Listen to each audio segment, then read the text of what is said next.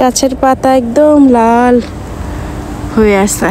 অনেক দিন পরে বাসার নিচে একটু হাঁটাহাঁটি করতেছি বাচ্চাদের নিয়ে। বড় মেয়েকে স্কুল থেকে নিয়ে আসলাম।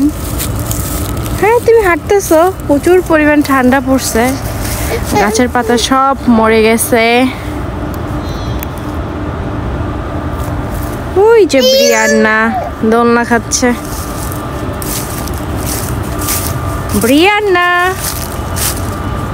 আসো, এই যে এখানে দেখো যে ডালিম ধরছে। এটা আমাদের বাসার নিচে একটা ছোট্ট ডালিম। দেখো ডালিম ছিঁড়ছি। এটা যেন কি ফল, ছোট ছোট ফল ধরছে। এটা কি ব্লুবেরি নাকি আমি জানি না, এটা কি বলতে পারবো না। হ্যাঁ, এই যে নাও রায়ান, না নিবা নাও, ঘুরে আসো আসো, ওটা থাক। আসো এখানে দেখো, এগুলো কি, এটা ব্লুবেরি কিনা আমি জানি না, কিন্তু দেখতে একদম ব্লুবেরির মতনই, ছোট ছোট, আরো মনে হয় বড় হবে। আর এখানে দেখলাম আমি এটাও কি ফল আমি জানি না, লাল লাল হইছে, অনেক ধরছে।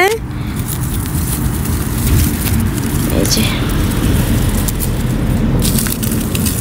এইগুলা কি কি ফল, এগুলা দেখতে সুন্দর না, অনেক সুন্দর।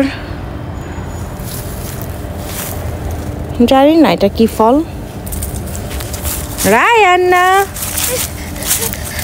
তুমি দোলনা খাবা, দোলনায় উঠবা, চলো আপুর কাছে নিয়ে যাই, চলো।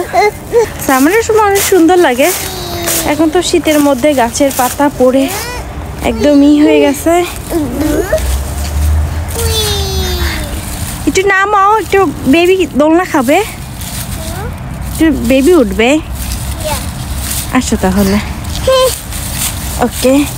এই যে আমরা কোথায় বলো তো? হ্যাঁ, দোলনায় উঠেছি। ব্রিয়ান্না,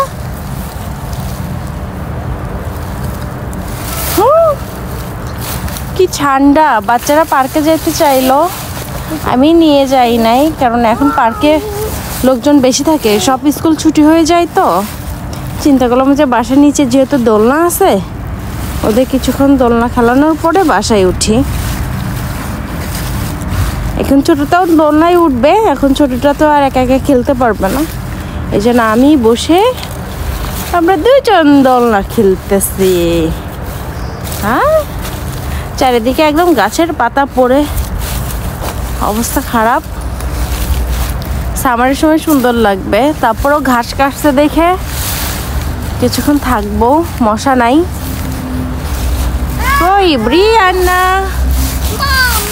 বলো তুমি উঠবা? অস্থির হয়ে গেছে, ছোটটা কান্নাকাটি শুরু করে দিছে। একসাথে দোলনা খেলতে হবে, একজনকে উঠাইলে আরেকজন কান্না করে, আরেকজনকে উঠাইলে আরেকজন কান্না করে, এই জন্য দুজনকে পাশাপাশি বসে দিচ্ছি। ভাগ্য ভালো দোলনাটা বড় আছে। পরে করো তো, পরে করো তো, লাভ সাইন দেখাও তো, পরে কেমনে করে, এই যে পরে ওর পড়ে যাবে। বাসা যাইতে হবে না?